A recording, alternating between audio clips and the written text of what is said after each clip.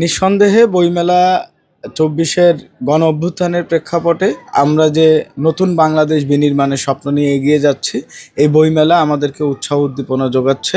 আমরা দীর্ঘদিন ফ্যাসিস্ট খুনি শেখ হাসিনার আমলে বইমেলায় স্টল দেওয়ার ইচ্ছা পোষণ করলেও বা আগ্রহ প্রকাশ করলেও আমরা দিতে পারিনি। তবে মেধা, মনন, সৃজনশীলতা চর্চা করে থাকে বাংলাদেশ জাতীয়তাবাদী ছাত্রদল এবং বাংলাদেশের স্বাধীনতা, সার্বভৌমত্ব, অখণ্ডতা ও গণতন্ত্রের প্রতিনিধিত্ব করে বাংলাদেশ জাতীয়তাবাদী ছাত্রদল। দেশীয় শিল্প, সাহিত্য, সংস্কৃতি চর্চাকে উৎসাহিত করতে এবার আমরা বইমেলাতে বাংলাদেশ জাতীয়তাবাদী ছাত্রদল কেন্দ্রীয় সংসদের আয়োজনে দল দীপশিখা এই নামে স্টল দিয়েছি।